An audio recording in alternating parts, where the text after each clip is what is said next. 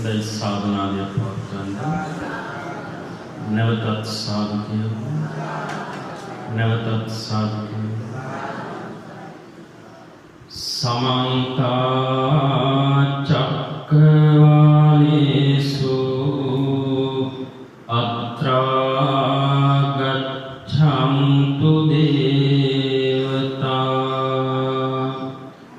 සද්ධම්මං මුනි රාජස්ස සුනන්තු සග්ග මොක්ඛදං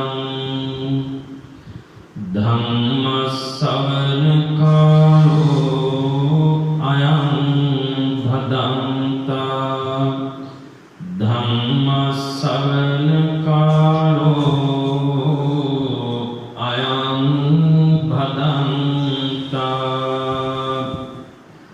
ධම්ම ශ්‍රවණ කාලෝ අයං භදන්තා නමෝ තස්ස භගවතු අරහතෝ සම්මා සම්බුද්දස්ස නමෝ තස්ස භගවතු අරහතෝ සම්මා සම්බුද්දස්ස නමෝ තස්ස භගවතු අරහතෝ සම්මා සම්බුද්දස්ස ඉද නන්දති පෙච්ච නන්දති කත පුඤ්ඤෝ උභයත් නන්දති පුඤ්ඤං කතන්ති නන්දති ඊයෝ නන්දති සුඛතින් ගතෝති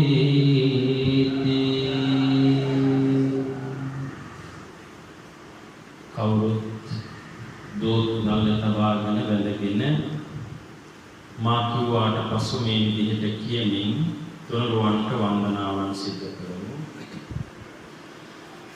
සාදු සාදු බුදුරුවන් වඳින්ටයි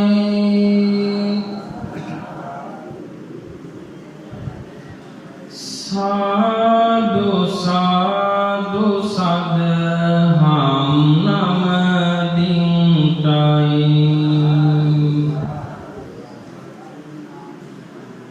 සාදු සාදු සංඝරුවන් වඳින්ටයි සාදු සාදු තෙරුවන් නමදින්ටයි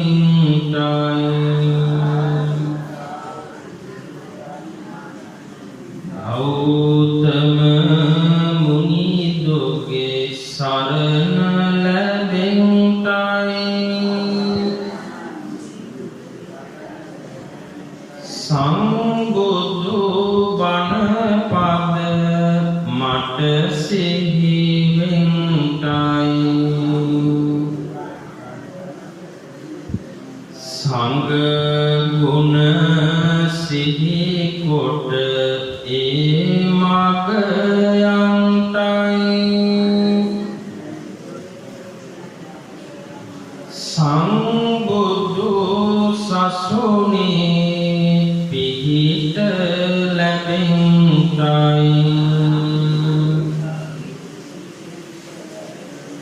වන්දින් වන්දිනී බුදුරුවනද වන්දිනී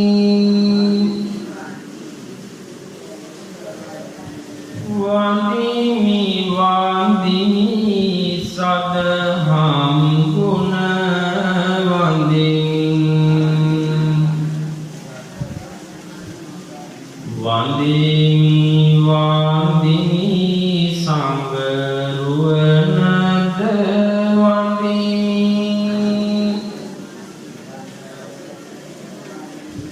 වන්දිමි වන්දිමි තෙරුවන් ගුණ වන්දිමි වන්දිමි වන්දිමි තෙරුවන් ගුණ වන්දිමි වන්දිමි වන්දිමි තෙරුවන් ගුණ වන්දිමි සාදු සාදු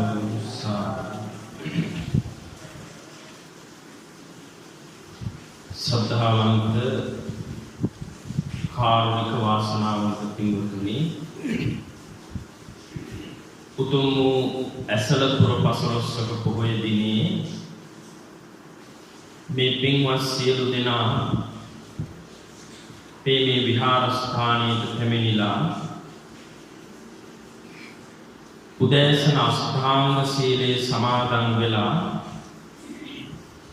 අද දවස පුරාවටම තම කය වචනයේ දෙක සංවර කරගෙන බොහෝම පුණ්‍යවන්ත දිනයක් බවට පත් කර ගැනීමේ අදිටලින් දාන සීල ආදී පින්කම් සිද්ධ කරන අතර තථාගත ලෝතුරු බුදුරජාණන් වහන්සේ විසින් සියලු ලෝක සත්වයා කෙරෙහි මහා කරුණාවෙන් දේශනා කොට වදාළ උතුම් ධර්මය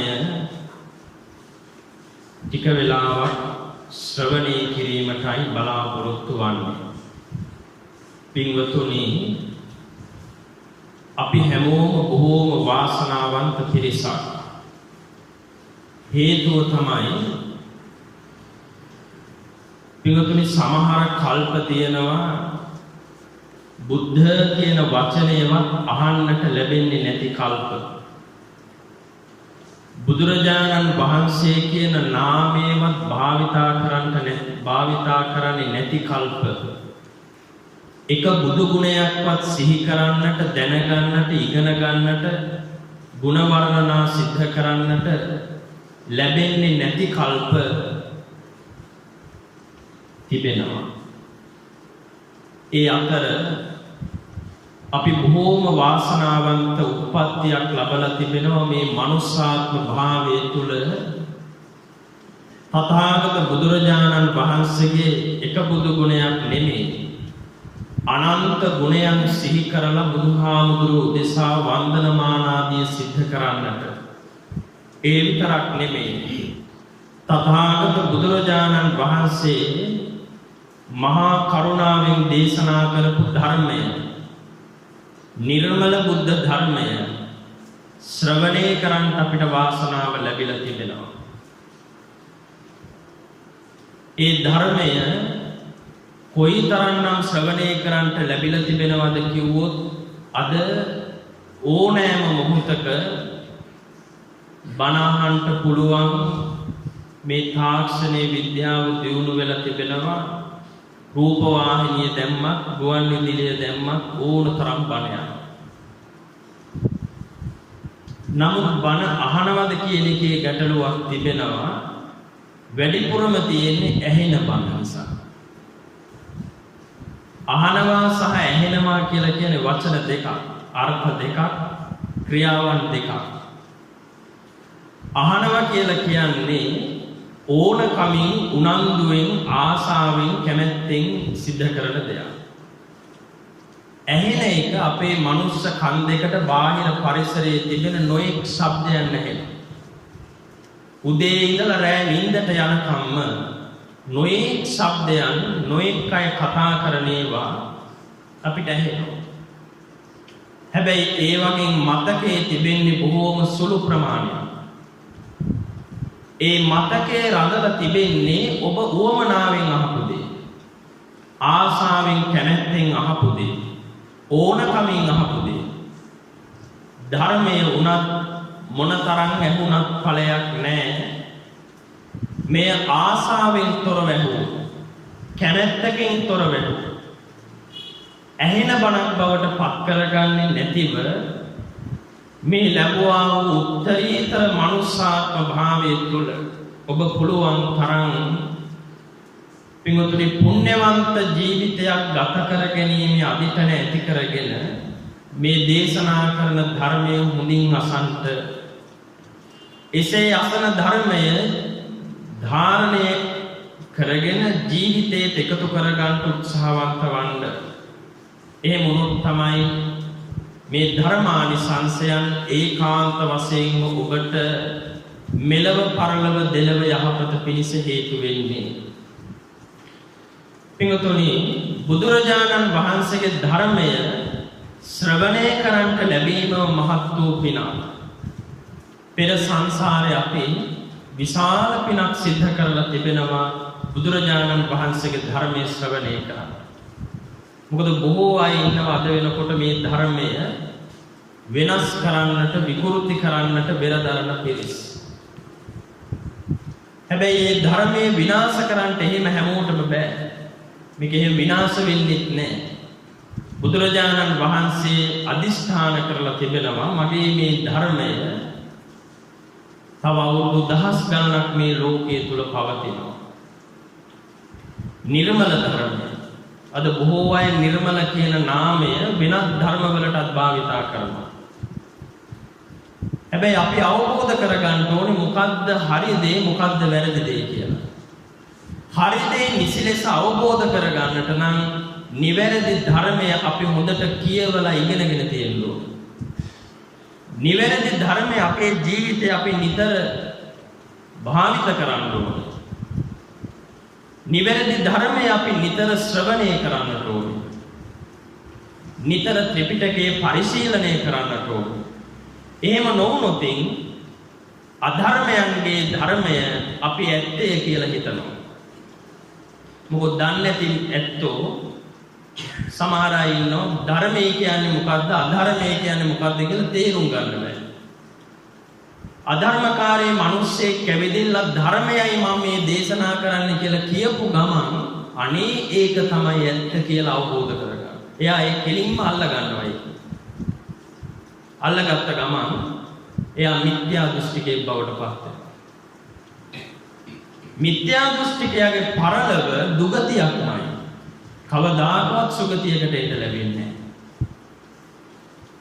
අද බොහෝ අය ඉන්නවා මේ දේශනා කරන්නේ අපි බුදුහාමුදුරුවන්ගේ ධර්මය කියන නාමය භාවිතා කරලා අධර්මයේ ප්‍රචාරය කරනවා. බුදුහාමුදුරුවෝ මුලින් තියාගෙන කිසිසේත්ම බුදුහාමුදුරුවෝ දේශනා නොකරපුවා ධර්මයේ කියන නාමයෙන් ප්‍රකාශයට පත් කරන අය ඉන්නවා. ඒට රැවටෙන්නේ ඒට වහල් වෙන්නේ ධර්මයේ තේරුම් නොගන්න අයමයි. දැන් ගොඩාක් ඇත්තෝ හිතනවා බුද්ධ ධර්මය අපි මේ වන්දනමාන කර කර ඉන්න ඕන එකක්. පොයට ඇවිල්ලා සිල් සමාදන් වුණාම ඊළඟට දානයක් දුන්නාම කොයි හරි භාවනා පාඨමාලාවක් කරලා භාවනාවක් ඉගෙන ගත්තාම ඒක තමයි ධර්මය. කාගේ හරි ගෙදරක 7 දවසේ 3 මාසෙ අවුරුද්දේ බණක් කියනවා නම් ආන් ඒකට ගිහිල්ලා සම්බන්ධ වෙලා ඒ බණ ටිකක් අහලා ඉන්න එක තමයි මේක තමයි බුදුහාමුදුරෝ දේශනා කළ තියෙන ඊට එහා දෙයක් නැහැ. ඊට එහා ලොකු දෙයක් තියෙනවා. අපි මේ බාහිරින් මේ දකින දෙයට වැඩිය පින්වතුනි මේ ධර්මයේ තුල අභ්‍යන්තර ලොකු ගැඹුරක් තිබෙනවා. ඒ ගැඹුර අවබෝධ කරගන්න පුළුවන් වෙන්නේ සාරවත් වූ ධර්මය ජීවිතයට එකතු කරගන්න තරමටමයි.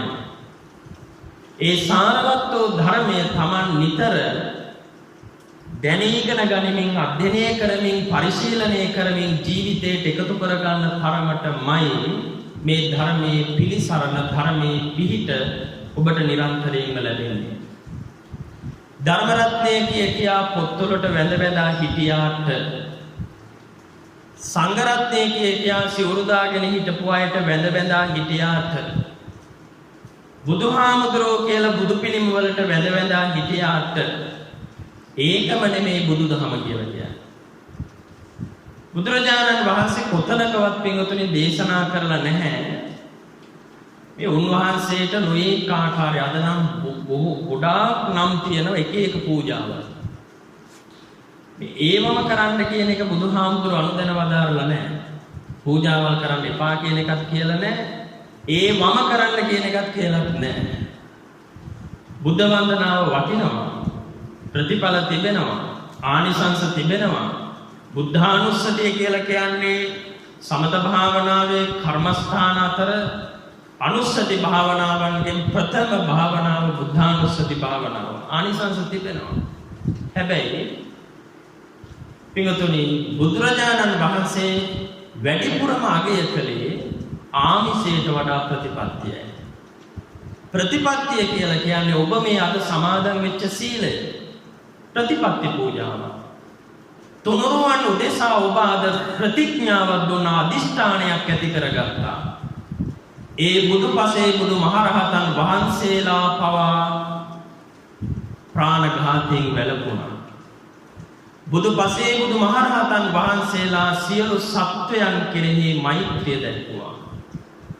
කාගේවත් ප්‍රාණේ නැති කරන්නට උත්සාහ කළේ නැහැ, අනුබල දුන්නේ නැහැ, ඒ වෙනුවෙන් ක්‍රියා කළේ නැහැ. ඒ උතුම් ශික්ෂාපදයේ අද මම සමාදන් වුණා.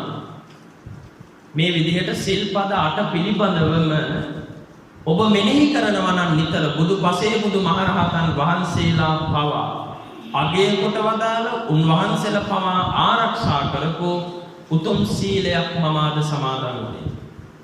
ඒ බුදුහාමුදුරුවෝ උදෙසා, ධර්මයේ උදෙසා, සංඝයා උදෙසා, මේ තුනුරුවන් උදෙසා කරන උතුම් පූජාවක් ඒක. ප්‍රතිපත්ති පූජාව කියලා කිව්වේ මේ සීල භාවනාදී ප්‍රතිපත්ති ජීවිතයට එකතු කරගන්න තරමට පින්වතුනි ධර්මයේ තුලින් බුදුහාමුදුරුවෝ දකින්න පුළුවන්. දැන් අපි බුදුහාමුදුරුවෝ දකින්නේ පිළිම වලින්, ප්‍රතිමා වලින්, පින්තූර වලින්. ඒ ප්‍රතිමාවක් පින්තූරයක් දැක්කට ඒකාන්ත වශයෙන්ම ශ්‍රද්ධාව ඇති වෙනවා කියලා අපිට කියන්න බෑ. ඒ ශ්‍රද්ධාව සමහර විට වෙනස් වෙන්න පුළුවන්. දැන් පිළිම වලට වන්දනා කරන අයගේ ශ්‍රද්ධාව ශනිකව වෙනස් වෙන්න පුළුවන්. දැන් අපේ ගම්බද ප්‍රදේශවලත් හිටියා සමහර ඇත්තෝ මේ පරම්පරාවෙන් බෞද්ධ අය. අම්මා අප්පච්චි බෞද්ධයි. ඒ අයගේ අම්මා අප්පච්චිත් බෞද්ධයි. හැබැයි දැන් පල්ලියෙන් තකරන් 10ක් දුන්න ගමන් ආගම වෙනස් කරනවා. කුස්සිය හදාගන්න සිමෙන්ති කොට 10ක් දීපු ගමන් ආගම වෙනස් කරනවා, ධර්මය වෙනස් කරනවා. ඇයි ඒ? එයා ධර්මයේ තුලින් බුදුහාමුදුරුවෝ දැකලා නැහැ. ධර්මයේ තුලින් බුදුහාමුදුරුවෝ දැක්ක දවසට පින්වතුනි අපි කවදාකවත් මේ ධර්මය අතහැරලා යන්නේ නැහැ. එයා කවදාකවත් ධර්මයට අගෞරව කරන්නේ නැහැ. ඒකාන්ත වශයෙන් මෙයා තුනුරුවන් සරණ ගියපු පුද්ගලයෙක් බවට පත් වෙනවා. අචල ශ්‍රද්ධාවක් ඇති වෙන්නේ. චලයි කියන්නේ සැලෙනවා කියන එක. අපි තේල් අචල ශ්‍රද්ධාවක් අපිට ඇති වෙන්නේ නැහැ දේශයකට. තුනුරුවන් පින්වතුනි ධර්මයේ තුලින් දකින්න ඕනේ. අපි ගොඩාක් වෙලාවට පුද පූජාවන් සිද්ධ කරමින්, මල් පූජාවන් සිද්ධ කරමින්, නොයේ ගාථාවන් ප්‍රකාශ කරමින් බුදුහාමුදුරුවන්ට වඳිනවා. තැනින් තැන එක එක ස්වාමීන් වහන්සේලා දේශනා කරන ධර්මය අහනවා. හැබැයි අපි මනුස්සව හැටියට, අපිට උතුම් මනසක් පිහිටලා තියෙන පිරිසක් හැටියට අපි බුදුරජාණන් වහන්සේගේ ධර්මය අපේ මනසින්ම අවබෝධ කරගන්න උත්සාහවන්ත වෙන්න ඕනේ. තව කෙනෙක් කියලා දෙන දෙයට වඩා, ඒ කියලා දෙන දේ අහලා ඊට වඩා ගැඹුරකින් අපි හිතන්න ඕනේ. ඒ හිතලා මේ ධර්මය Tamanගේ ජීවිතයට එකතු කරගන්න තරමට පුදුමාකාර සැනසෙල්ලක් පිටුතුනේ මේ ජීවිතේ ලබන්න පුළුවන්. ඒක නිසා හැමෝටම මම යෝජනාවක් කරනවා. ඔබ පුළුවන් තරම් උත්සාහ කරන්න පිළිමයට වඳිනවට වඩා, මම මේ කියන්නේ වඳින්න එපා කියන එක නෙමෙයි. වැරදියට අවබෝධ කරගන්න. බණ පොතට වදිනවට වැඩිය, පිළිමයට වදිනවට වැඩිය, සිවුරට වදිනවට වැඩිය ධර්මයේ තුලින් තුනුරුවන් දකින්න, ධර්මයේ තුලින් බුදුහාමුදුරුවෝ දකින්න, ධර්මයේ තුලින් සංඝයා දකින්න. එහෙම වුණොත් කවදාකවත් ඔබේ ශ්‍රද්ධාව කියන එක වෙනස් වෙන්නේ නැහැ. ශ්‍රද්ධාව වෙනස් වෙන්නේ නැහැ. එයා කවදාකවත් තුනුරුවන්ට අගෞරව කරන්නේ නැහැ. තුනුරුවන් දාලා යන්නේ නැහැ. වෙන වෙන පැතිවලට ගමන් කරන්නේ නැහැ. අධර්මයේ සරණ කරගන්නේ නැහැ. බොහොම ශ්‍රද්ධා සම්පන්න පුද්ගලයෙක් බවට පත් වෙන. ශ්‍රද්ධාව කිව්වේ මොකද්ද? ශ්‍රද්ධාව කිව්වේ තුනුරුවන් කෙරෙහි අවංක පැහැදීම, අවංක විශ්වාසය, අවංක ගෞරවය සහ අවබෝධය. මේ හතරම තියෙනවා. පැහැදීම, විශ්වාසය, ගෞරවය සහ අවබෝධය. ඒ අවබෝධය ඇති වෙන්නේ ධර්මය තුලින්මයි. නැතෝ මේ පිළිමයක් දැක්කට නැගිට්ටට දැන් ගොඩාක් අය මේ බෞද්ධ කියන පිරිස මේ දැන් මෙහෙම කිව්වට වරදක් වෙන්නේ නැහැ. මේ පිටිපස්ස උස්සලා යන සිරිතක් තියෙනවා. දැකලා නැද්ද ඔය? ත්‍රිවිල් එකේ යනකොට හරි බස් එකේ යනකොට හරි මේ ඒක තමයි ඒගොල්ලෝ හිතන් ඉන්නේ මේ ගරු කරන්න තියෙන එකම ක්‍රමය ඒක. පිළිමයක් දැක ගමන් පස්ස උස්සලා යනවා. කෙටියෙන්ම කිව්වොත් ඒක තමයි වැරද්දකට කිව්වා නෙමෙයි. අවබෝධ කරගන්න පිටුතුනි මේ ගරු කරන්නට අපි තුනුරුවන් අවංකව සරණ ගියපු මිනිස්සයා එහෙම පේන්න තුනුරුවන්ට තව කෙනෙක්ට මේ දැන් වාහනයක් කළොත් හදිස්සියේ දැන් බුදු පිළිමයක් දැක්ක ගමන් නැගිටිනවා. ඉස්සරහින් වාහන. එයා වෙන පැත්තකට අරමුණ යොමු වෙනවා. ගිහිල්ලා වාහනේ වදින්නත් ඉඩ නැහැ ඉස්සරහ වෙන තැනක. එමේ එපා කියන එකක් කියනවා නෙමෙයි. අවබෝධ කරගන්න එහෙම නිකන් මේ බාහිරව තුනුරුවන්ට කරු කරන එකට වැඩිය තමන්ගේ සිත තුළින් අභ්‍යන්තරයෙන් තමන් පුළුවන් තරම් තුනුරුවන් අවබෝධ කරගෙන ධර්මයේ තුලින් තුනුරුවන්ව දකින්න උත්සාහවන්ත වෙනවා නම් එයා පිටුතුනි මේ ආත්මෙත් උතුම් මනුස්ස ජීවිතයක් ගත කරන කෙනෙක් බවට පත් වෙනවා. ඒ විතරක් නෙමේ පරලොව ඒකාන්ත වශයෙන්ම සුගතියකටමයි පත්වන්නේ. දුගතියකට නෑ යන්නේ නෑ. අවංකව තුනුරුවන් සරණ ගියපු කෙනෙක් කවදාකවත් දුගතියකටපත් වෙන්නේ නෑ. බුදුරජාණන් වහන්සේ දේශනා කළා බුදුරජාණන් වහන්සේ උදෙසා යම් එක මලක් එක පහනක් පූජා කළොත් බුදු ගුණයක් නිතර මෙනෙහි කළොත් ඒ පුද්ගලයා කවදාකවත් මරණින් මත්තේ සතර අපායටපත් වෙන්නේ නැහැ. ඒ සතර අපායට ගමන් කරන්නේ නැහැ. සතර අපා උප්පත්තියක් ලබන්නේ නැහැ. සදෙව් ලෝකයන්හි දිව්‍ය සම්පත් හෝ මනුස්ස සම්පත් ලබන්නට ඒ කෙනාට එක බුදු ගුණය පිහිට වෙනවා. දැන් බොහොම සරල උදාහරණයක් ඔබට මම කියන්නම්. බෞද්ධයාගේ අත්පොත කියන්නේ මොකද්ද? ධම්මපදය. ඔය ධම්මපදේ මේ තියෙන ගාථා වලින් ඔයත් අහලා තියෙනවා මට්ට කුණ්ඩලී කතාව. මට්ට කුණ්ඩලී කියලා කියන්නේ ජීවිතේටවත් පන්සල් ගියපු මිනිස්සෙක්. අදින්න පුබ්බකයාගේ තාත්තා. තඹ දොයිදුවක දෙයක් කිසි කෙනෙක්ට දුන්නේ නැහැ. දැන් අපි නම් අද වර්තමානයේ ගොඩාක් වෙලාවට හම්බ කරන්නේ කවුරු වෙනුවෙන්ද? දොයත් හම්බ කරන්නේ කවුරු වෙනුවෙන්ද? දරුවෝ වෙනුවෙන්නේ. දුක් විඳින්නේ මහන්සි වෙන්නේ රැයක් දහවලක් නොබලා වැඩ කටයුතු කරලා හම්බ කරන්නේ අනාගත පරපුරක් වෙනුවෙන්. අදින්න පුබ්බක කියන මේ සිටුවරයා තමන්ගේ දරුවටවත් හම්බ කරපු දේ හරියට දුන්නේ නැහැ. දැන් ඒ කාලේ සිරිතක් තිබ්බා ගෑනු පිරිමි කියලා ભેදයක් නැහැ කරාමු දැම්මා. ගෑනු පිරිමි කියලා ભેදයක් නැහැ මාල දැම්මා මුදු දැම්මා. ඔය සිටුවරු රජවරු හැමෝම එහෙමයි. මාල පළඳලා හරාමු දාලා මුදු දාලා ඒ විදිහට තමයි හිටියේ. ඒකේ ભેදයක් නැහැ. ඒව තියෙන තරමට තමයි තමන්ගේ තේජාන්විත භාවය. ඒ වගේම තමන්ගේ වංශවත් භාවය, කුලවන්ත භාවය පිළිබිඹු වෙන්නේ ඒව තියෙන තරමටම. කනකර ආභරණ පළඳින තරමටම තමයි මේ තමන්ට වස්තුව තියෙනවා කියලා අනුන්ට පෙන්නන්නේ. අදින්න පුබ්බක තමන්ගේ පුතාට මේ රත්තරන් කෑල්ලක් තලලා තමයි තහඩුවක් හැලෙට පුංචි කරාඹු දෙකක් දැම්මේ. මට්ට කුණ්ඩලියට ජීවිතයකට පන්සල බුදුහාමුදුර වැඩ ඉන්න ආරාමයක් දැකලත් නැහැ. ගිහිල්ලත් නැහැ. බුදු ගුණයක් සිහි කරලත් නැහැ. බුදුහාමුදුරෝ සරණ ගියපු කෙනෙකුත් නෙමෙයි. බුදුබණ පදයක් අහපු මිනිස්සෙකුත් නෙමෙයි.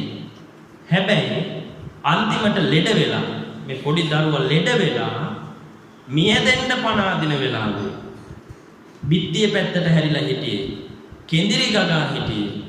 බෙහෙත් ටිකක් ගෙනත් දුන්නේ නැහැ. ඉස්පිරිතාලයකට අරන් ගියේ නැහැ. ආරෝග්‍ය ශාලාවල ඒ දවස්වල තිබ්බනේ. ආරෝග්‍ය ශාලාවකට එක්කරගෙන ගියේ නැහැ තාත්තා මොකද සල්ලියයි කියලා වැඩිපුර වියදම් කරන්න සිද්ධ වෙයි කියලා. දොස්තරවරු ළඟට ගිහිල්ලා මේ වගේ ලෙඩක් තිබ්බොත් මොනවද දෙන්න ඕනේ බෙහෙත කියලා අහන් එනවා. කහිනවා නම් ඇඟ කහනවා නම් මොන වගේ බෙහෙත්ද හොඳ දොස්තර මහත්තයෝ කියලා ආන් එහෙම අහන් ඇවිල්ලා ඒව කොහෙන් හරි පරිසරයෙන් හොයාගෙන පොට්ටලා හරි තම්බලා හරි මිරිකලා හරි කොහොම හරි දෙනවා පොර. ලෙඩේ උත්සන්න වුණා. අන්තිමේදී මැරෙන්න පණ ඇද ඇඳ උඩට වෙලා ඉන්නවා මට්ට කුණ්ඩලී. බුදුරජාණන් වහන්සේ හැමදාම සියලු ලෝක සත්වයා කෙරෙහි පතල මහා කරුණාවෙන් ලෝකයේ දිහා බලනවා. මහා කරුණා සමාපatti ඥානයට සමවැදිලා. උන්වහන්සේ ලෝකෙ දිහා බලනකොට එදා උන්වහන්සේගේ කරුණා සමාපatti ඥානයට හසු වුණේ කවුද?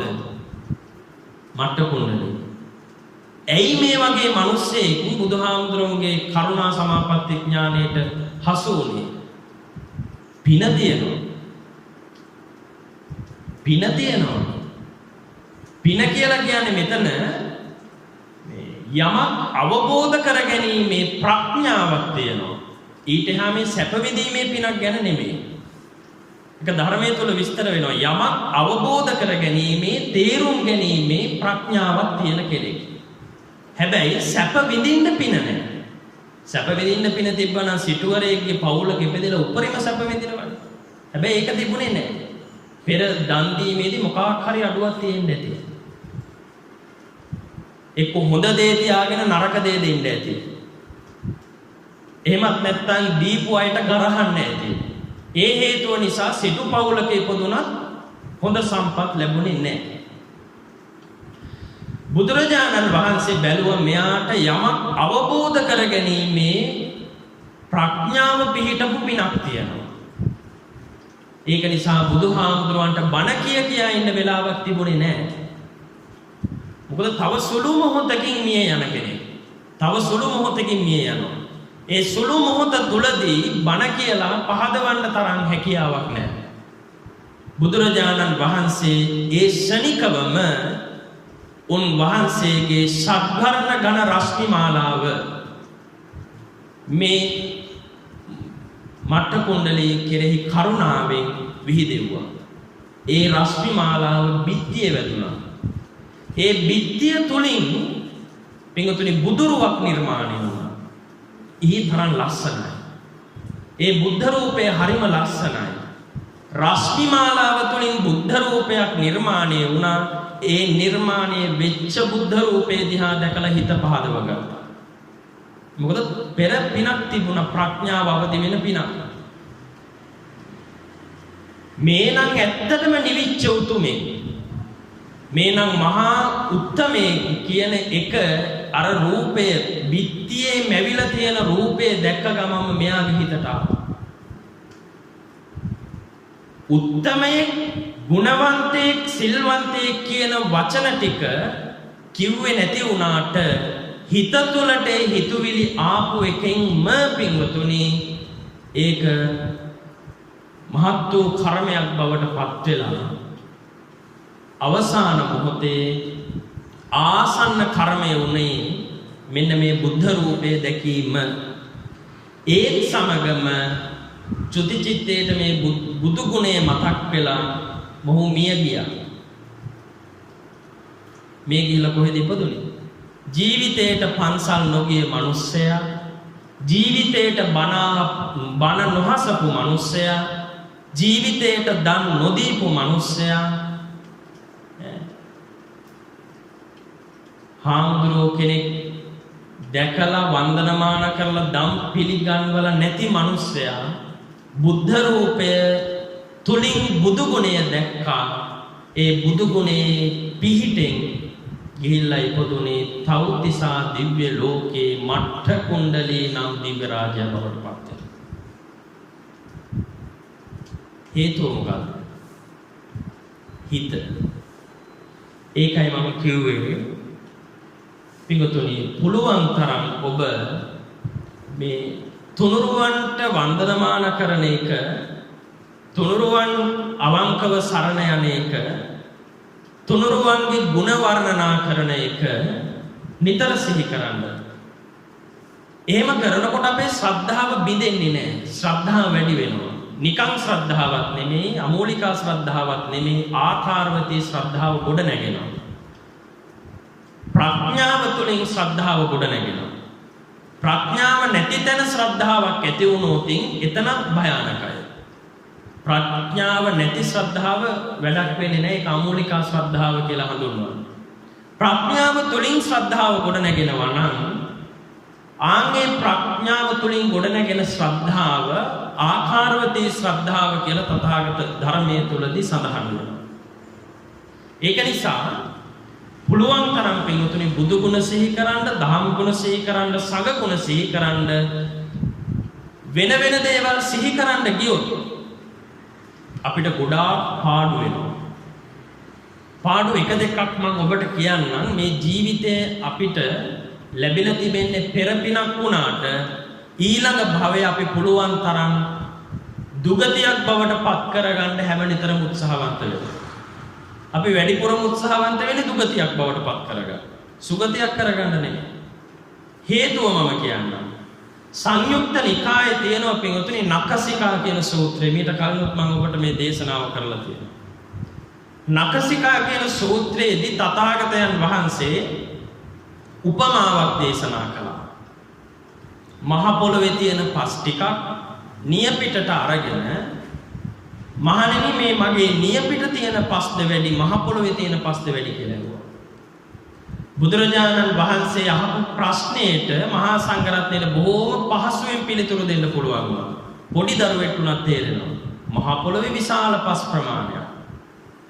නියපොත්තක් උඩ තියෙන ස්වල්ප පස් ප්‍රමාණයක්. ස්වාමීනි ඔබ වහන්සේගේ නියපිට තියෙන අල්ප පස් ප්‍රමාණයක්. ඒ වෙලාවේදී බුදුහාමුදුරෝ දේශනා කරනවා මහණෙනි මේ මනුස්ස ලෝකේ ඉපදෙච්ච අය, මිනිස්සු වෙලා ඉපදිලා ඉන්න අය ඒකාන්ත වශයෙන්ම නැවත උපතක් ලබනවා. ඒ උපතක් ලබන අය මගේ මේ නියපිට තියෙන පස් ප්‍රමාණයේ තරම් ඊ타ත්ම සුළු පිරිසක් තමයි නැවත සුගතියකට යන්නේ. සුගතියක් කිව්වේ දිව්‍ය ලෝක 6ට හරි මනුස්ස ලෝකෙට හරි. චාතුම් මහරජකේ තාවතේසේ යාමේ තුසිතේ නිම්මාන රතේ පරිනිම්මිත වසවන. මේ දිව්‍ය ලෝක 6ට හරි මනුස්ස ලෝකෙට හරි යමෙක් යන්නේ මේ මිනිස්සු වෙලා ඉන්න අයගෙන් ආපහු යන්නේ ඇඟිල්ල උඩ තියෙන නියපොත්ත උඩ තියෙන වැලි ප්‍රමාණය තරම් සුළු පිරිසක්. මහ පොළොවේ මොනතරම්නම් පස් තියෙනවද? මොනතරම්නම් ගල් කැට වැලි කැට තියෙනවද? ඒ තරම් අති විශාල පිරිසක් නැවත ගමන් කරන්නේ දුගතියටමයි. දුගතියටමයි. එතකොට හිතලා බලන්න මනුස්ස ප්‍රජාවෙන් කොයිතරම්නම් සුළු පිරිසක්ද සුගතියකට යන්නේ. මේක මේ අපි කියප එකක් නෙමෙයි, සර්වඥතා ඥාණයෙන් අවබෝධ කරගත්ත දෙයක්. අපිට ඕවා කියන්න බෑ. සර්වඥතා ඥාණයෙන් ලෝකය අවබෝධ කරගත්ත තථාගතයන් වහන්සේ දේශනා කරපු දෙයක්. මේක සංයුක්ත නිකායේ නඛසිකා සූත්‍රයේදී. එතකොට අපි කොයි ගණයට අයිති වෙයිද? අපි කොතනින් නවතීද? අපි මේ මහ පොළොවේ පස් ගණයට වැටෙයිද? තථාගත ශ්‍රී හස්තය තුල තිබිච්ච නියපිට තුල තිබිච්ච වැලි කැට ගණයට අපි අයත් වෙයිද? ලේසියකට අයත් වෙන්නේ නැහැ පින්තුන්. කොච්චර පින් කළත් දැන් අපි හිතනවා අපි පින් කරනවා කියලා. හැබැයි ඒක ලේසියෙන් පහසුවෙන් වෙන්නේ නැහැ. ඒකට ප්‍රඥාව වඩලා තියෙන්න ඕනේ. දැන් අර මට්ට කොණ්ඩලේ පෙර භවයේ ප්‍රඥාව වඩලා තියෙනවා.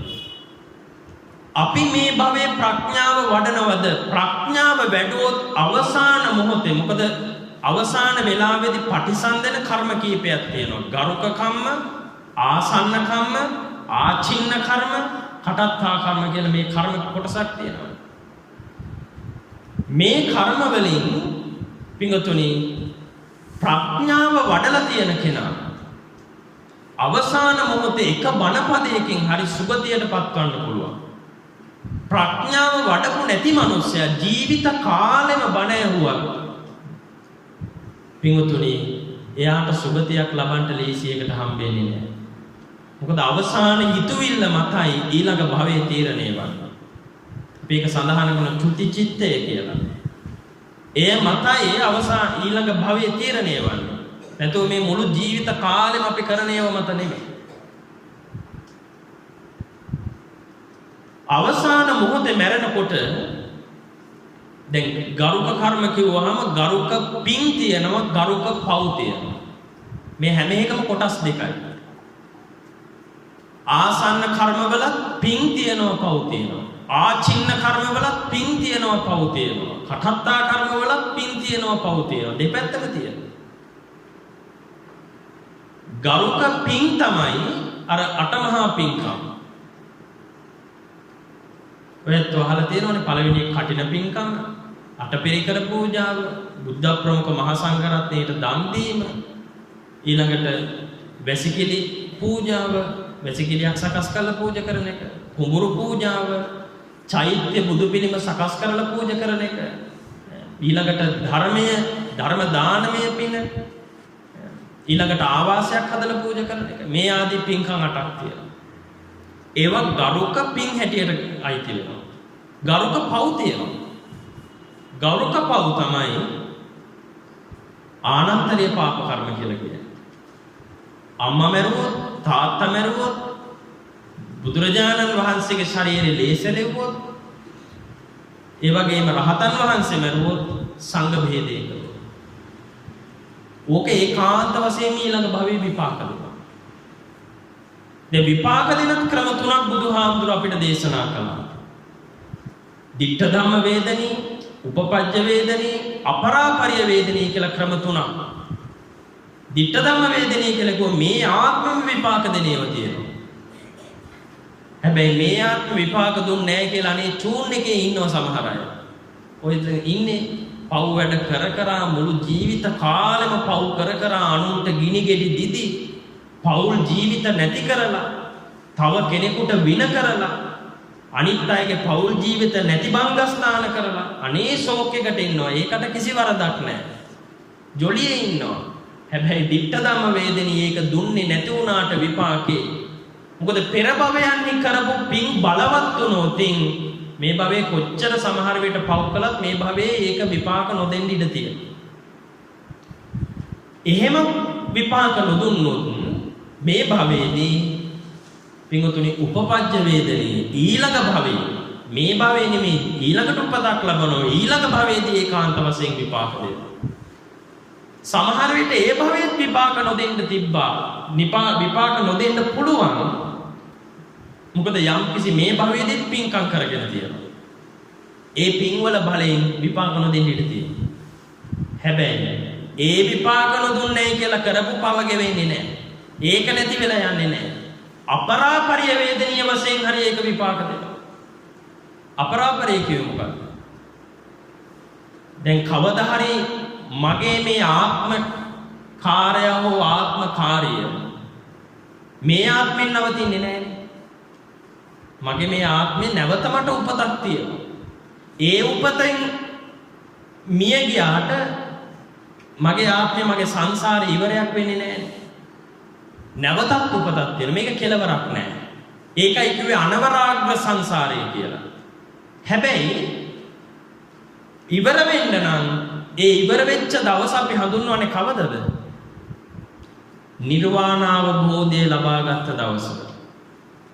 නිර්වාණාවබෝධය ලබාගත් දවසේදී තමයි ඔබට මේ කර්ම වලින් ඊට පස්සේ නැවත උපතක් නැති නිසා එතනින් තමයි එතකන් නිවන් දක්නා ජාති දක්වාම අපරාපරිය වේදනීය වශයෙන් මේ කර්මය පස්සෙන් වෙනවා. මොකක් වගේද?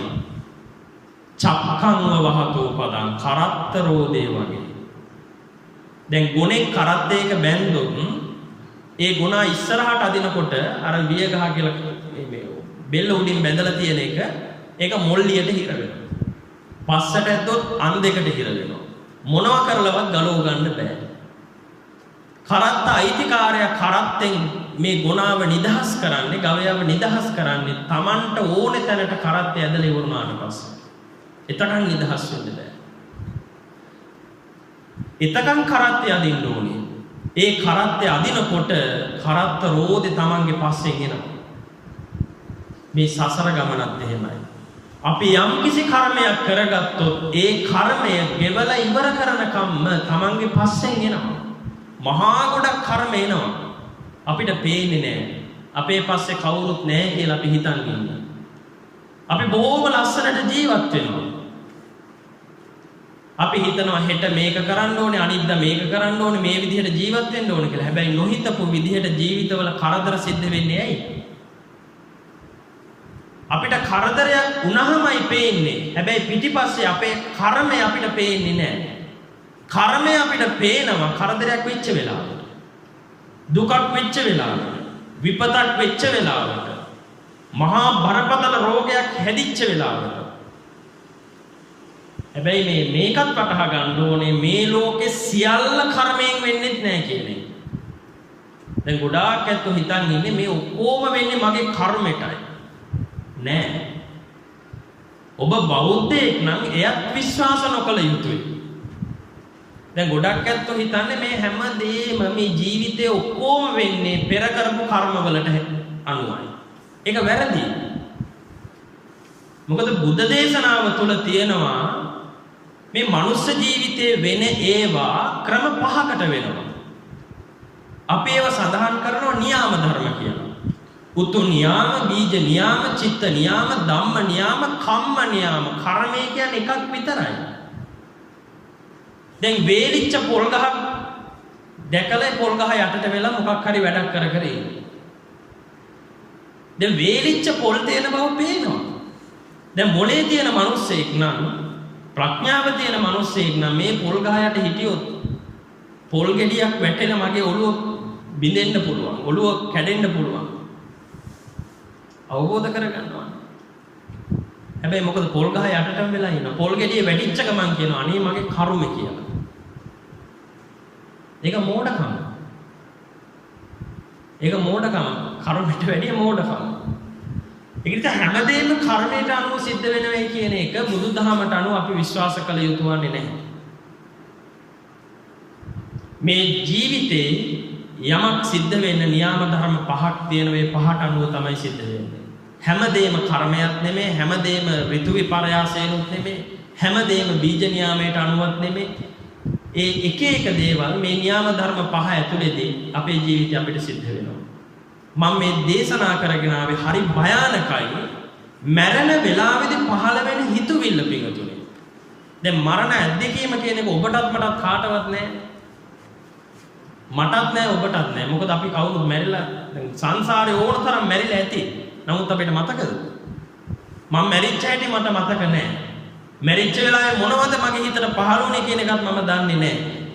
හැබැයි අපි දැන් මේ දේශනා කරන්නේ බුදුහාමුදුරෝ දේශනා කරපු චිත්ත වීති චිත්ත මේ හිතවිල්ල අවසාන මොහොතට බලපාන හැටි පිළිබඳව දැනීගෙන ගත්තදී.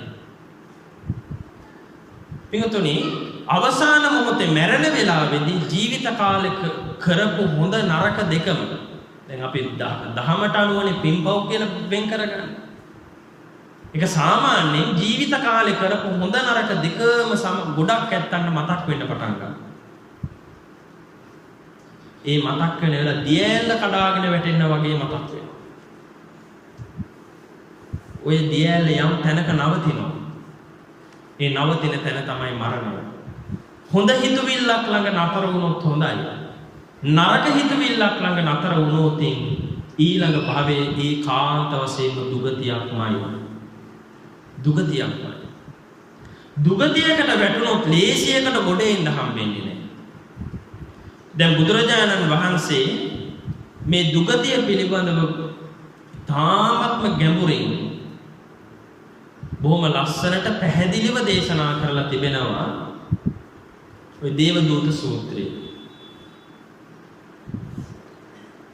මේ සංසාර ගමනේදී අපිට නොයෙක් ආත්ම භාව හම්බ වෙනවා.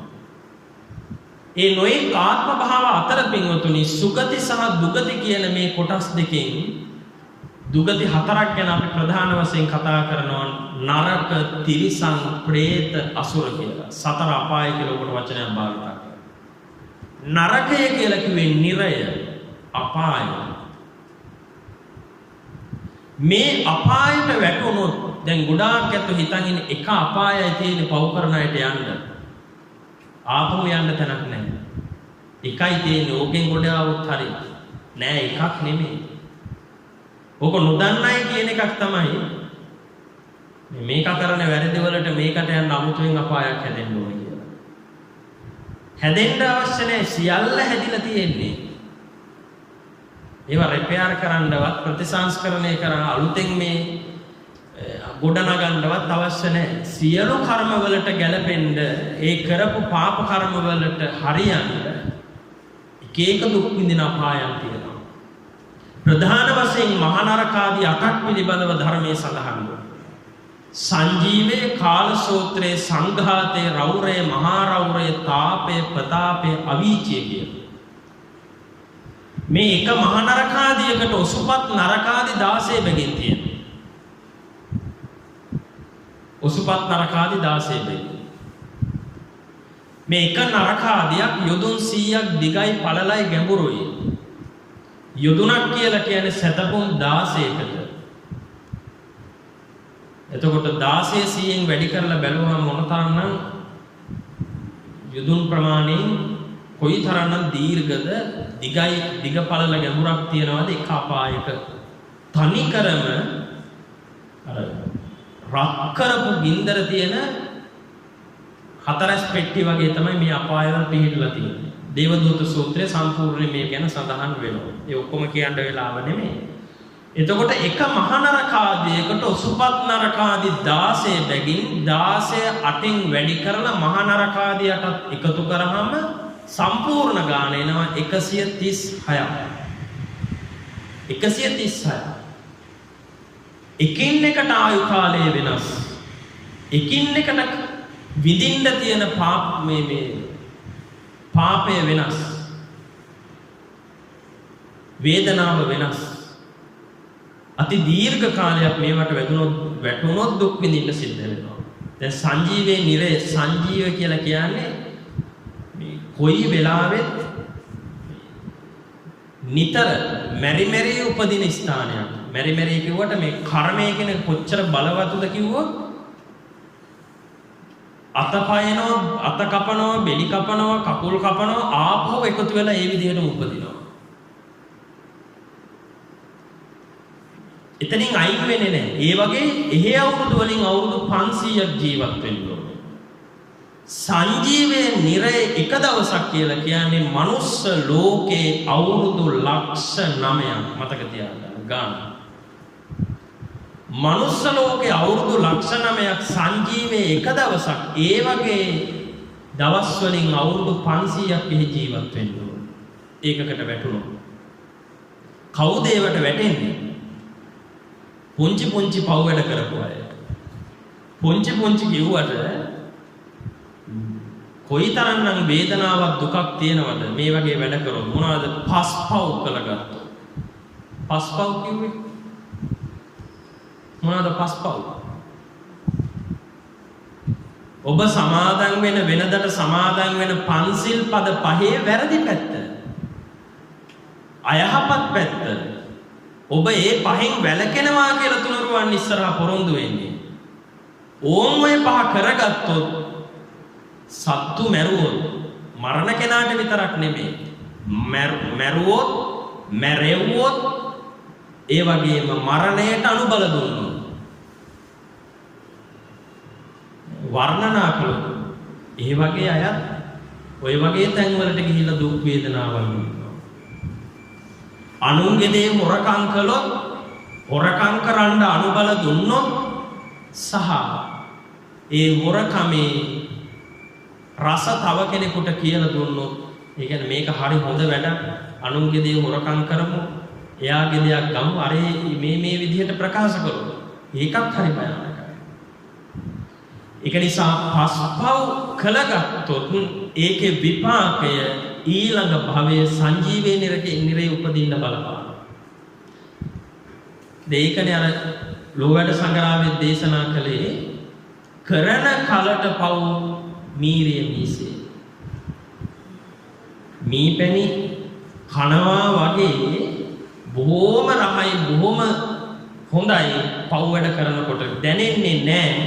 ඒකේ බරපතලකම. විඳින කලට දුක් දැඩි වේගිනිසේ විඳෝනකොට තමයි බුදු අම්මේ කරගත්ත පවක් කියලා දැනෙන්නේ. දැන් මේ ආත්මෙත් ඔබ පව් විඳවන්නේ නැද්ද? මේ ආත්මෙත් පව් විඳවන පෙර ආත්මේ කරපු ඒවා. ඒවට තමයි අද අපි අන්වර්ථ නාමයක් යොදාගෙන තියෙනවා අපල කියලා. අපි ඒකට අන්වර්ථ නාමයක් යොදාගෙන තියෙනවා අපල කියලා. හැබැයි බුදුදහමේ අපල කියන නම නෑ. ඒක කියන්නේ පව්කාරකම. කෙටියෙන්ම කිව්වොත්. හැබැයි අපි නමක් දාගෙන තියෙනවා. අපි මේ ආත්මෙත් විඳවනවා. පෙර ආත්මේ අපි අනුන්ගේ පෞල් ජීවිත නැති කරලා ඇති. අනුන්ගේ පෞල් කඩලා ඇති. ඒ හේතුවෙන් මේ ආත්මේ Tamanට නෝන නැති වෙනවා. මහත්ය නැති වෙනවා. දරුවෝ දමල ගහලා යනවා. බයිනව වෙන් වෙනවා. හැබැයි මේ ආත්මේ බොහෝම සිල් සමාදන් වෙමින් හොඳ ජීවිත ගත කරන්න උත්සාහවන්ත වෙන අම්මටමයි මේ දේ වෙන්නේ. ඇයි එහෙම වෙන්නේ? අන්න පෙර ආත්මේ කරපු කර්මය.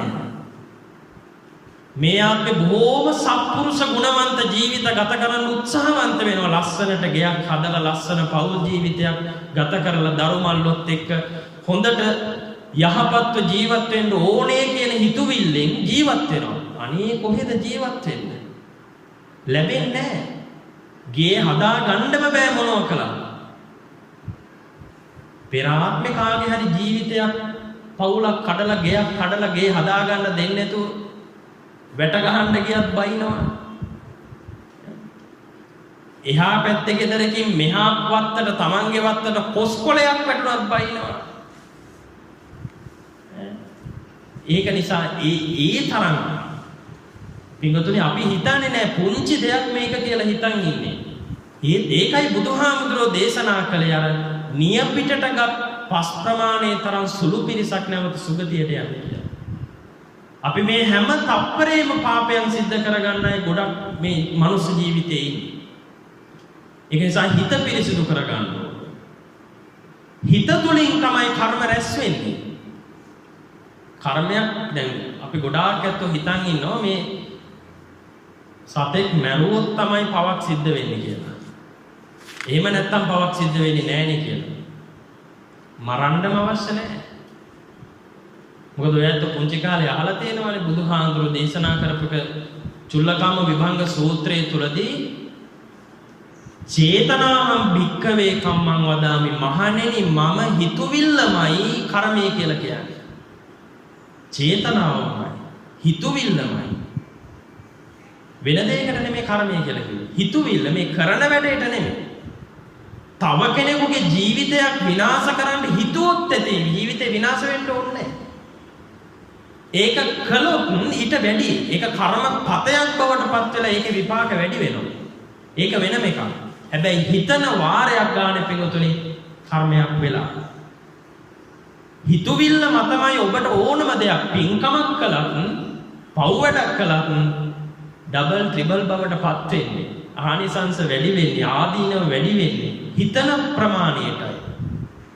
දැන් පින කියලා බුදුහාමුදුරෝ දේශනා කළේ චිත්තං පුනාතීති පුඤ්ඤං හදයං පුනාතීති පුඤ්ඤං හදවතේ පිනායාම හිතේ ඇතිවන සතුට පින කියලා කිව්වා. වෙන දෙයක් නෙමෙයි. හිතේ ඇතිවන සතුට හොඳ වැඩක් කරලා තව කෙනෙකුට තමන්ටත් අනුන්ටත් යහපතක් වෙන දෙයක් කරලා සතුටු වෙන්න පුළුවන් නම් ආන් ඒක පිනක් කියලා අපි සඳහන් කරනවා. සතුටු වෙන්න පුළුවන් ක්‍රම දෙකක් තියෙනවා. අනුන්ට අයහපතක් කරලා සතුටු වෙන්න පුළුවන්. තව කෙනෙකුට යහපතක් කරලා සතුටු වෙන්න පුළුවන්. හැබැයි බුදුහාමුදුරුවෝ පින කියන එකෙන් සඳහන් කළේ තමන්ටත් අනුන්ටත් දෙපක්ෂයටම යහපතක් වෙන දෙයක් සිද්ධ කරලා සතුටු වුණොත් ඒකට තමයි පින කියලා කියන්නේ. ඒක ආනිසංස වැඩි වෙන්නේ හිතන හිතවිල්ල මතයි. දැන් ගොඩාක් ඇත්තෝ පින්කම් කියලා දෙයක් කරනවානේ. පින්කම කියලා කියන්නේ සතුටු වෙන්න කරන ක්‍රියාව. පින්කමක් කියලා කියන්නේ. කම් කියන්නේ කර්ම ක්‍රියාවක් නේ. පින සහ පින්කම කියලා කියන්නේ දෙකක්. මතක තියාගන්න. පින්කම් දැන් ඔයත් ගෙවල් වල පින්කම් කරනවා. දානමය පින්කම් කරනවා. මේ මෙතනත් කරනවා සීලමය පින්කම් කරනවා. ක්‍රියාවන් සිද්ධ කරනවා. හැබැයි ඒ ක්‍රියාව ලොකු වෙන්නේ ගහන හට් එකේ ප්‍රමාණයටවත් ගේන පිටු වල ප්‍රමාණයටවත් එන පිරිසේ ප්‍රමාණයටවත් නෙමෙයි. ලොකු පින්කමක් කරා කියලා අපි කොහොමද කියන්නේ? ලොකු හට් එකක් ගහලා ගොඩාක් පුටු ගෙනල්ලා මුළු ගමටම කියලා හේවිසි ගහලා පින්කම කරනවා නම් අපි කියනවා ලොකු පින්කමක් අපි කරා කියලා. හැබැයි ඒ ලොකු පින්කම කරලා ඉවර වෙලා අනේ අපේ දුක් වෙනවා. දුක් වෙනවා. අර හාමුදුරුවෝ ආවෙත් නැහැ දානෙට. අපි මෙච්චර මේ පන්සලට කරනවා. මේ විනාඩි 6කට ඇවිල්ලා ගියේ නැහැනේ මේ දානෙට බයි. අපි මෙච්චර වපුදේ මේ මිනිහා හොරාට ඔස්සගෙන ගියානේ මේ මලු බැදගෙන. ඔන්න බයි. හිතන්නේ මේ බාහිර පෙනුමෙන් ඒ පේන ස්වરૂපයෙන් තමයි පින්කම ලොකුයි කියලා හිතන්නේ නැහැ. චේතනාවයි ලොකු වෙන්න ඕනේ. චේතනාව ලොකු වෙනවා කියලා මෙතන සඳහන් කළේ තමන්ගේ පින්කම බොහොම හොඳින් හිත පිරිසිදුව බොහොම ශ්‍රද්ධාවෙන් ඕනකමින් කර්මයේ කර්මඵල විශ්වාස කරගෙන කරන තරමටමයි මේ පින්කම මහත්ඵල මහානිසංස භාවයටපත් වෙන්නේ. එහෙම නැතුව ගහන හට් එකෙන් පුටු වලින් උයන කෑම වලින් ඊළඟට එන පිරිසෙන් කවදාකවත් පින්කමක් ලොකුයි කියලා තීරණය කරන්න බෑ. එක නමකට දාන දුන්නත් දුගියෙකුට යාචකයෙකුට දානයක් දුන්නත් තිරිසංගත සතෙකුට ආහාර වේලක් දුන්නත් සමහර විට 10 නමක් වඩම්මල පූජා කරන දානයට වැඩි ආනිසංස ලබන්න පුළුවන් වෙන අවස්ථාවල් තියෙනවා. හේතුව හිතේ පැහැදිලි. දැන් ඔයත් අහලා තියෙනවා සීවලී මහරහතන් වහන්සේ ගැන. කවුද සීවලී මහරහතන් වහන්සේ කිව්වේ? ඔයත්ගේ ගෙදර උළුවස්ස උඩ ඉන්නේ.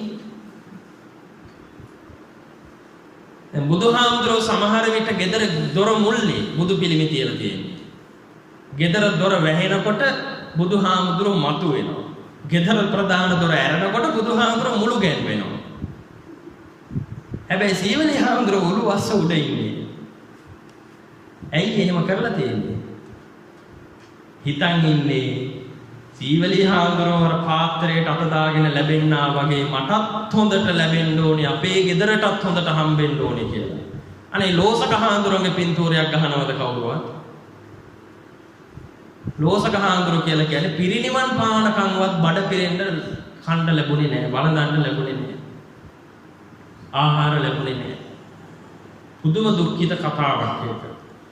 හැබැයි සීවලී හාමුදුරුවන්ට වගේ ලැබෙන්නේ කියන හිතවිල්ලෙන් ගහනවා. බුදුහාමුදුරුවෝ පහළ ශාස්ත්‍රෝන් වහන්සේ ශ්‍රාවකයා උඩ. බුදුහාමුදුරුවන්ට අපි ඉහළ තැන දෙන්න ඕනේ. සමහර ගෙවල් වල මේ බුදුහාමුදුරුවෝ පහළ මේ මනමාල කොට මේ බැඳපු දවසේ ගහපු ෆොටෝ එක පිටිය උඩම තියෙනවා. ඉතින් අපි ශාස්ත්‍රෝ ගෞරවය ඇතිව ඒකයි මං කිව්වේ අර මුලින්ම මං කිව්වේ තුනුරුවන් ධර්මයේ තුලින් දැකලා සරණ යන්න. එහෙම කෙනා කවදාකවත් ඒ විදිහේ මේ ඥාන විප්‍රයුක්ත ක්‍රියාවන් සිද්ධ කරන්නේ නැහැ. එයා ඥාන සම්ප්‍රයුක්තවමයි නිතර කටයුතු කරන්නේ. අර්ථාන්විතව, ඥානාන්විතව, ප්‍රඥාන්විතව කටයුතු කරනවා. එතකොට මම මේ කියන්න ආවේ දැන් සීවලී හාමුදුරන්ට ඒ තරම් ලැබුණේ ඇයි? ඇයි ඒ තරම් ලැබුණේ? තිරිසංගත සතෙකුට පැටවු දාපු බැල්ලියකට ආහාර නැති කමින් සාපිපාසාවෙන් පෙළෙන වෙලාවක දැන් මෙයා හොඳට ආහාර අනුභව කරලා එක ආත්ම භාවයක හොඳට ආහාර අනුභව කරලා ඉන්නකොට අර සතා බොහොම බඩගින්න ඉන්නවා දැකලා වමාරලා කන්න දුන්නා. සතෙකුට ඉතින් ඕන දෙයක් කනවනේ. කාපු දේ වමාරලා කන්න දුන්නා. අනේ අර සතා බඩගින්න කොච්චරද කිව්වොත් ඔක්කොම ටික කන්න එක දිගට කාගෙන ගියා. කනවා දැකලා සතුටු වුණා. කනවා දැකලා හිතට පුදුම ප්‍රසාදයක් ඇති කරගත්තා. අනේ මේ සතාගේ බඩ පිරෙනවානේ කියන හිතුවිල්ල ඇති කරගත්තා. ඒ හිතුවිල්ලම පින්වතුනි හිතේ ඇති වෙන සතුටම මහත් වූ කර්මයක් බවට පත් වුණා. පුණ්‍ය ඵලයක් බවට පත් වුණා. එදා ඉඳලා ඊළඟ ආත්ම හැම ආත්මිකව උපදින හැම භවයකදීම කවදාකවත් ආහාර වලින් හිඟයක් ලැබුණේ නැහැ. ආහාර වලින් හිඟය ලැබුණේ නැහැ. පුදුම විදිහට ආහාර ලැබුණා. මහමූද මැද හිටියත්, පර්වත ගුහාවක් ඇතුලේ හිටියත්, අහස උඩ හිටියත්, මහ වනාන්තරයක් මැද හිටියත් ආහාර ලැබුණා. බුදුරජාණන් වහන්සේ කොහේ හරි දුෂ්කර ප්‍රදේශයක ධර්මචාරිකාවේ හැසිරෙනකොට බුදුහාමුදුරුවෝ මොකද කාර්යකාවේ නැණි ආරාමයට වඩම්මගෙන යන්න. ඒ කාලේ පයින්ම තමයි වැඩි. සීවලි අපිත් එක්ක අද වඩිනවද කියලා අහනවලු. මොකද බුදුහාමුදුරන්ට හම්බෙන්නේ නැති නිසා. නෑ සීවලී හාමුදුරන්ට වැඩිය බුදුහාමුදුරන්ට හම්බෙනවා. බුදුහාමුදුරුවෝ සුදුස්සාට සුදුසු තැන දුන්නා. හේතුව මොකද? හැම නිතරම ශ්‍රාවකයා තමන්ගේ සුදුසු ශ්‍රාවකයෝ ඇගෙව්වා. හැමතැනම. ආනන්ද හාමුදුරුවෝ, සරියුත් හාමුදුරුවෝ, ඒ ධර්ම සේනාධිපති හාමුදුරුවෝ, සරියුත් මහරහතන් වහන්සේ. වෙන කාටවත් මේ සරියුත් හාමුදුරුවන්ගේ දක්ෂතාවය වෙන කෙනෙක්ට දැනෙන්න බුදුහාමුදුරුවෝ භාගයක් දුරට ධර්මයේ දේශනා කරලා සරියුත් හාමුදුරුවන්ට කතා කරනවා. එහෙනම් සාරිපුත්තය මෙතනින් එහාට ඔබ වහන්සේ ධර්මයේ දේශනා කරගෙන යන්න. එතකොට සීවලී හාමුදුරුවන්ටත් ඒ තරම් ලැබුණේ පින්වතුනි වෙන දෙයක් නිසා නෙමෙයි. අර හිත පහදවගෙන දන් දීපේකේ විපාක. ඒක නිසා පින කියන එක තාමත්ම බල සම්පන්න දෙයක්. ඔබට ඒ දේශනා කරපු ගාථාව තුල තිබෙන්නේ ඒකමයි. ඉද නන්දති. නන්දති කියලා කියන්නේ පාලියෙන් සතුට. දැන් නන්ද කියලා ඉන්නේ පිරිස්. නන්ද ආනන්ද ඔය නම් භාවිතා කරනවා. නන්ද කියන වචනේ තේරුම සතුට ප්‍රීතිය කියන එකයි. පිනායාම කියන එකයි. ප්‍රමෝදයට පත්වීම කියන එකයි. ඉද නන්දති මේ ආත්මෙත් සතුට වෙනවා. පිච්ච නන්දති පසු ආත්මෙත් සතුට වෙනවා. පරලෝකෙදිත් සතුට වෙනවා. උභයත්ත නන්දති මෙලව පරලව දෙලවදීම සතුට වෙනවා. කවුද? කත පුඤ්ඤෝ උභයත්ත නන්දති පින් කරපු කෙනා. වෙන අය නෙමේ සතුට වෙන්නේ. පින් කරපු කෙනා.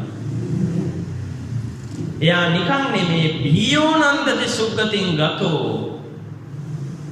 එයා සුගතියට ගිහිල්ලත් අතිශයින්ම සතුටටපත් වෙනවා. මම මේ උතුම් සුගතියක් ලබා ගත්තේ පෙර සංසාරේ පින් කරපු එකේ විපාකෙන් ය කියන එක හිතලා. ඒක නිසා දැන් ගොඩාක් ඇත්තන්ට මෙච්චර උතුම් සුගතියක් ලැබිලා. මොකද මනුස්ස ජීවිතය කියන්නේ සුගතියන්නේ. සතුටක් තියෙනවද? ඔබට නන්දනයක් සතුටක් තියෙනවද? මනුස්ස ජීවිතේ කොයි වෙලාවෙ බුම්ම ගත්ත ගමන්, රෝ ගත්ත ගමන්, රවා ගත්ත ගමන්, මූණ එල්ල ගත්ත ගමන් ගොඩක් අය ඉන්නේ. ඇයි සතුටක් නැහැ.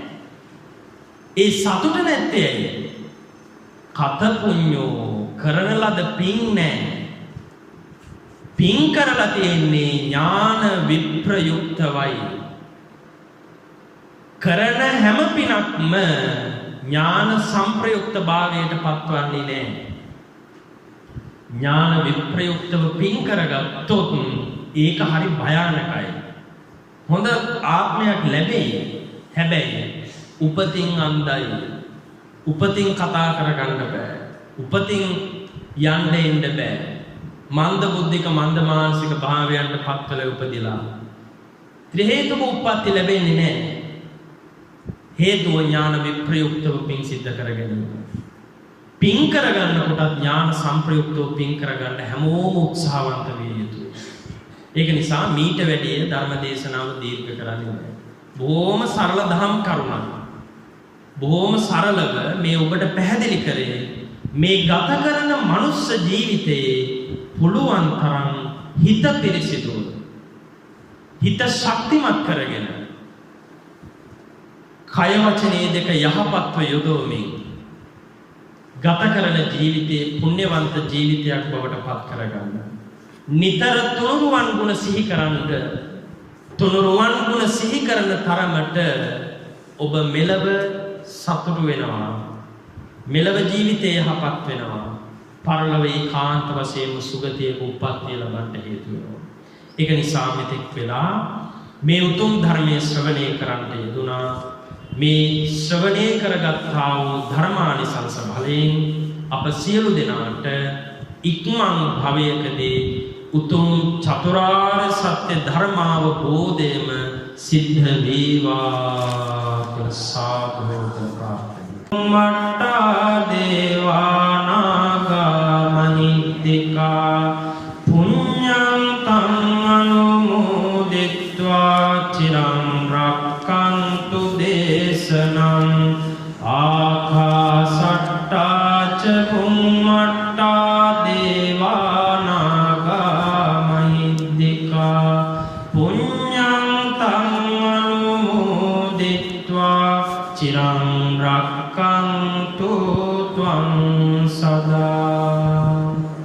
රැස් කරගන්න යෙදුණු උතුම් පුණ්‍ය ධර්මය ඒ මියගිය සියලු ඥාතීන්ටත් පින් කැමති සියලු දෙවියන්ටත් ඔබ අප හැම දිනාටම ඉක්මන් භවයකදී බුදු පසේ බුදු මහරහත් කියන තුන්තරා බෝධීන් එක්තරා බෝධියකට පැමිණ උතුම් අජරාමර සංඛ්‍යා තමා මහා නිර්වාණාවබෝධය පිණිසම මේ උතුම් ධර්ම දානමය පින හේතු වාසනා විත්වා ප්‍රාර්ථනා කරමි. සාදු සාදු කලාවෝ පින් පැදි පැදි දිලේවා ආදි ආදි නොදැන කල පව් සේදි සේදි ගෙවේවා ජාති ජාති දුකක් විපතක් කිසිම කලකදී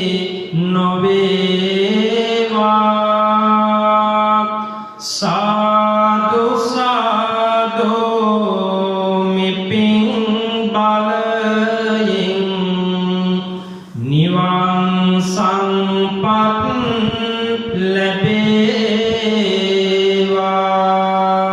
ලැබේවා. අභිවාදන සීලිස්ස නිච්ඡං වද්දාපචායිනෝ චත්තාරෝ ධම්මා වඩ්ඩන්තේ ආයුවන්නෝ සුඛං බලං ආයුරාරෝග්‍ය සම්පත්තේ සග්ග සම්පත්ති නේවච අතෝ නිබ්බාන සම්පත්තේ ඉමිනාතේ සමිජ්ජතු. ධර්ම ශ්‍රවණානි සංස බලයෙන් සියලු දෙනාට යහපතක්ම සිද්ධ වේවා. ත්වන් සරණයි.